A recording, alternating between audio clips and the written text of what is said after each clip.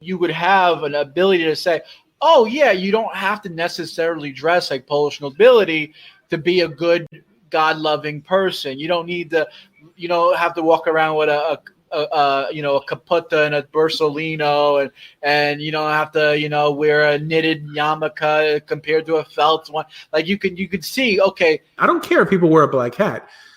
I just don't want people shunning or excluding other people just because they happen to think or look differently, as long as they're keeping laws. That's what should unite us. How many mitzvot you keep. This is why it's not easy for me to just throw a book at Hebrew rooters or Messianics, because as much silliness they bring to the table, these guys are keeping laws. These guys are promoting Torah. They're keeping laws. What are we going to do? Like, just turn our back on that? I'll tell you, they're keeping a lot more laws than Noahides are keeping. For me, it's all about behavior. God tells you, not if you believe in what I tell you to believe in. It says, if you keep my laws, if you keep my hukim, my mishratim, then he will either curse you or bless you. That's the criteria. And now we're separating people because of what people believe.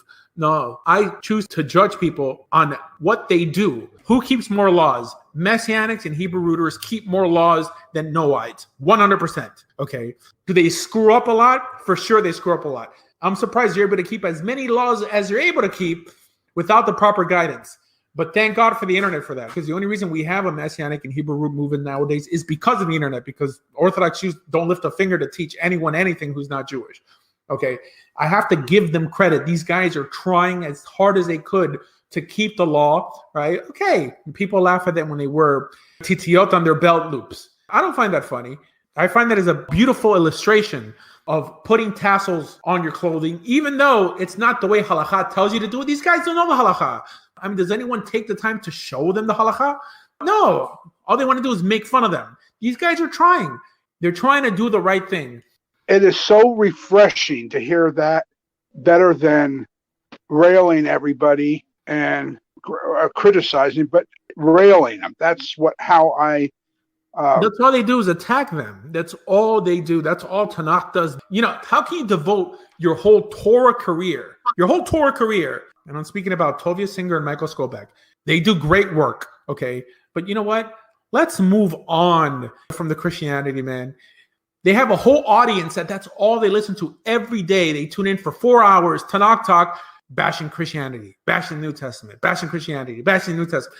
Pre-record a bunch of classes and have them on your webpage for introduction to response to Christianity. And then focus on Torah, focus on other things. It's a 24-hour bash Christian channel. It's already silly. That's why I tell people, if you're spending more than 6 months on Tovia Singer and Michael Skobek, you're wasting your time, okay? Because there's so much more to learn. There's so much more to learn. And Christianity there's this hatred. And it kind of pisses me off when I see all these memes making fun of Jesus in a rude, disgusting manner, okay? I mean, Jesus was a Jewish guy, okay? I don't believe half the stuff that's attributed to him, he said. But to insult him like he was an evil individual, to say Yamak Shemo, look, come on, guys. He was crucified by the Romans. He was standing up for the Jews. Paul made him into this God that Christians worship. Let's be adults and not just constantly make fun of other people's religions. Let's amplify our religion. And then when people come, we'll give them answers to their questions. Right? But it's, Rabbi, I like to add something. I've had this discussion with, I know a lot of people that's come out of Christianity, a lot that came through the teachings of Tovia Singer and Michael Skobek and different rabbis, especially those two. And at first, it's challenging to you, and you receive a lot of things, and you do a lot of study, and it does help. One thing that's come clear is that sometimes it's easier to look at some other person's religion or whatever and find the faults in it. And without that, with my study and Tovia and Michael, mostly Rabbi Singer, helped me, kind of point direction. It did help. But sometimes going and looking at your own religion, that's what the discussion's usually been about since, is that if Tovia turned this around and pointed it at Judaism and say, maybe we need to put this to the fire a little bit. Maybe we need to start pulling some of these rabbis and getting control of this and stop giving so many opinions this is what we're preaching to be the truth. Maybe we need to run this through the fire and see what burns away. As in, the conversion or a lot of other things. It's just not a blessing to the Gentiles of the world. They're staying in their synagogues. They don't want to come and talk to the world. And we're coming out. The Gentiles are coming out. We want to know Hashem. We want to know how to do things. One of the first things that was one of my biggest problems was after I came out of Christianity, I thought, okay, it's time to be a Jew. I went to Judaism. I went to the synagogue. I was treated that I had worse than Corona. I walked in with a Corona beer, evidently, because everybody treated me like I was definitely an outsider, and I definitely wasn't welcome. So I found the exit, and I hit that exit, and I stayed gone. And it made me pretty much go into my own wilderness by myself, trying to figure out the right way to go. And I didn't have what you'd say. I had the Torah, and I had my termination, and I had a trust in the Hashem. But as in beyond that, with rabbis and anything else, that was a definite no. Honestly, I may not agree with everything you say, Rabbi, but I will say this: I truly, a lot of people take it as Jew bashing. I know, I've listened to you for years. You're not a Jew basher. You're trying to do something that Tovia Singer and a lot of others should do. You're trying to make Judaism better overall. And that I love. I truly do. And I hope people that are listening stop saying Jew bashing. This isn't Jew bashing. This is actually, the Jews are put on a high pedestal to an extent. They have a job to do. I think it's time to start doing it. But in the work, and I just want to say that is, I would say, wouldn't you say that, Rav, that what happened to Wade, and honestly, what happened to me, because my story is very similar to Wade, isn't that a desecration of Hashem's name? The problem I have is a double standard. Why is it that no one speaks about it? Who else online speaks about it? Who else speaks about people being mistreated in synagogues? They're so busy, especially if they're converts, Noahides, or people who were former Christians. They're so busy worshiping Jews, they're scared to say anything bad against them. Have you heard any rabbi ever confront the situation that people get mistreated when they go to synagogue? That Jews aren't open enough? I mean, all these rabbis that James calls us heretics. When was the last time Yaron Reuven spoke out and said, you know what? The whole conversion crisis is silly. Rabbis have to be more open. We have to be more welcoming. No, he'll say, oh, if you're a Jew or you're a convert, you're special. That's all. We don't need any more embellishing of people who converted. We just need people to be treated the same. That's it. Treat people who left Christianity, people who've come to Judaism, the same as you would treat a religious Jew. That's it. We don't need all this, because they'll be the first to tell you, oh, we love converts, you're on such a high level, right? And that's all they'll say. All this over embellishing. I don't understand the disconnect there. That's a great segue. They'll quote a midrash where it says Yerim are greater than the Kohen Gadol, because the Kohen Gadol is born into Judaism, has to be a Jew. You choose to be a Jew, so therefore you're higher. But yet, here you are. You show up. Hey, shalom aleichem. I'm here to accept the Brit. I want to be a part of the covenant that give you the swift kick in the tuchus. I mean, it just doesn't make any sense. I mean, where's the disconnect? I mean, what is that called? Cognitive dissonance, I think? Nobody is mentioning it. Why is it? Tanakh Talk has like 6 different teachers, 7 different teachers. No one mentions this crap. It seems that they either don't mention it for 2 reasons. Well, probably 3 reasons. 1, because they don't care. 2, because it'll make them look bad around other rabbis. Or 3, they agree with it. That's it. Those are the only 3 options. There's so much content coming out. I mean, it's pretty much the same stuff over and over, but there's so many hours of speeches on that channel, and no one confronts the obvious. They go from bashing the New Testament to Kabbalah, Breslov, Rabbi Nachman, Kabbalah, and bashing the New Testament. That's all they study. Someone mentions me on the chat. Everyone is just, calling me names. I don't know why. All they want to do is just say that I'm fake. I mean, no one really knows why I'm fake, but... I mean, but they're part of the problem. I mean, Rabbi Chaim Kaufman, he'll charge you $400 a month, $100 a week for conversion classes, and then tells you, oh yeah, by the way, there's no bet din, there's no mikvah, there's no certificate, there's no gerut. So what am I doing here? I'm twiddling my thumbs here for a year. His students defend him. Once you spend so much time with someone, that you begin to humanize them, and they're like, you know what? I don't mind paying the money. Now, clearly, you could do whatever you want with your money, but let's use our brains here. There's so much free Torah online, free Torah of rabbis who are kind of more entertaining and more knowledgeable than I am, than he is. Why would you ever want to pay for Torah? I understand that if you don't know any better, and then you finally have a Jew who's speaking to you, you're so excited that you're willing to pay the $300 a month or whatever. I understand that. But people, you're from the inside looking out, should be upset and say, hey, cut it out. Well, wouldn't that be more ethical for them to do that? Advertise it as, okay, you're paying a monthly fee to study with the Rav, a little bit of Torah, not necessarily promote it as like conversion classes like that. Isn't that like a little misleading? Like, because you're not technically converting. There's no conversion part of it, Well, what's really misleading, and this is really a response, I guess, to the conversions I have been performing for the last 13 years. He puts on the top of his page the real deal conversion. Yeah. But you've seen it, right? Real deal. Sure.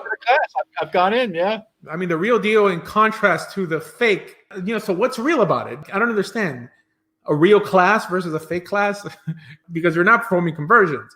So by the simple fact that he uses the word the real deal means it's giving the reader an assurance like, I finally won't be wasting my time anymore. So this is dishonest. I mean, it's dishonest. I mean, how could you say it's not dishonest? It's so clearly dishonest. But whatever, these guys really should get a job. I work for a living. I don't think that it's healthy for people to get paid. I would disagree with that. I mean, that is a job. I mean, being a rabbi is working in itself. If they're actually having classes and teaching people Torah, I mean, wouldn't you say you're saying that's not considered technically that's not work? A job. It's not a job. That's not work. If you're a Chabad rabbi and you have a Chabad house, that's one thing. Okay. If you're a guy who's charging people just to take your classes when they could get classes for free, that's really a form of theft. Now, a clergy rabbi, for sure, do weddings and funerals. I mean, someone's got to do that. To live in Israel and just get a paycheck every month from a bunch of Gentiles who could be learning Torah from more knowledgeable people. I study with Torah mates, and they're an excellent. They never. When I wrote them and asked for a Torah partner, Torah mates, I didn't get no connection. I didn't have paperwork to show them or whatever. But Torah with partners or something like that, I didn't have any luck. So with Torah mates, open the door, and I'm now in study with 3 different people from Torah mates, and they don't charge. Matter of fact, when we study, we get miles, as they put it, and we can be able to buy different books that either, if we need more commentaries or more whatever you want, you can. That's a reward for studying with them. They don't charge you. Now, if you want to give them a gift, which I have, sometimes I wish, I could give more, but they don't require that. And they're open, and they never shun me, and they never, they've helped me move from basically zero to where I'm at now. So that's an avenue for people that want to study. So Torah mates and partners in Torah won't learn with you if you're not Jewish. Maybe you told them you were Jewish, or, you are Jewish, or whatever. That's one thing, but I know that if you're a Gentile, and you want to learn, they won't. I would recommend Shabbat.com. They did hook me up with someone to help study. You gave me a study buddy, as they call it in Hebrew, and they kind of go, "Oh, you're Jewish, right?" The woman on the phone, and I said, "Oh, sure." I mean, at the time, this was like 2 years ago. I said, "Sure, yeah." I mean, you're right. Like, if you're a non-Jew, some of these places they're not opening the door for you. That's unfortunate. But is that the right thing to do, though? I mean, I do feel like there has to be some degree there. I mean, at least a non-Jew converting, we're going to let Muslims in and teach them Torah too. I mean, If you're a Noahide, you should not be studying Torah. Plain and simple. And this is the opinion of the rabbis also. Because who the heck would want to be a Noahide? Nowadays, it's been so fluffed up like a valid avenue to God. It's completely nonsensical. Torah, I want to stop you right there real quick. I want to say, Rev, I got to be honest with you. Me being a Noahide and studying Torah actually schlepped me out of being a Noahide because it clicked in my head that I was, wait a minute, I'm learning Torah, just the because you seven weren't a laws. Noahide to begin with. That's the thing. Like from the beginning with, like, you wanted to be Jewish. That's true, and I got forced into the Noahide thing. But it was something that clicked in me that said, wait a minute, I'm going to Noahide classes and I'm only learning thou shalt not murder and all the different ways you can interpret it. Or don't make someone blush. Don't whatever, slander. But where's Shabbos? Where's Kiddush? Where's all this other stuff? And I was always told, class. I was always told that's not for you. You're a goy. That's not for you. I was like, what? No, I'm here for Judaism. I'm here for the Torah. If there would have been a Judaism class, you would never have walked into Noahide class. Okay, the vast majority of people who call themselves Noahides are just people who want to become Jewish. I'm saying that anyone who's just happy being a Noahide, to remain a Noahide, is never planning to convert, should never study Torah. He really should only study the portions that apply to him, which is a few chapters in the book of Genesis. And that's it. And that's technically not Torah because it's not the instructions that God gave the mixed multitude, the children of Israel, and anyone who wants to convert. The question I have on that, there's nowhere in Torah that it tells to separate two separate people. I don't know where they come up with that. That's true. There's nothing in Torah that says a Gentile or whatever doesn't study. You got to stay over here and you stay over here. Where is that at? Well, there's no notion of a righteous Gentile in Torah. It seems that Torah expects everyone who loves God and is in search of wisdom to want to join Israel. It's just as simple as 1 and 1 equals 2. To assume that Torah had in mind Gentiles who know the Torah is true, know that the God of Israel is true, but don't want to obey anything he says, that's quite of an idiotic notion. Now, the notion of someone being adjudicated by 7 laws are Gentiles who happen to live in the nation who do not want to convert. That's something else. These are people who are probably very primitive, who don't know enough to care to convert. But someone who's already convinced that the Torah is true, for you to encourage him to remain in that status is stupid. It's stupid. And if any of you guys heard my discussions with other rabbis, I always phrase like that, and they always agree. They're like, oh, well, it's because they're not really serious, this and that. They also agree it's stupid. But the difference between them and I is that they have a very low opinion of Gentiles. That's a difference. I used to be a Gentile, and I know that anyone coming to Torah identifies with Israel. They either don't see that or don't care. This is why they have no problem offering the Noahide laws, because they don't give a crap about you. That's the truth. The average rabbi cares nothing about a Gentile. And he's like, all right, if you really want to convert, prove it to me. I don't think that the Jewish people should act like a middleman between God and earth. It's just they have the same mediator, right? That's the same concept as what Christians have as a mediator between us and God. That's right. Same concept. Cheaper, because Jesus doesn't charge you $10,000 to convert.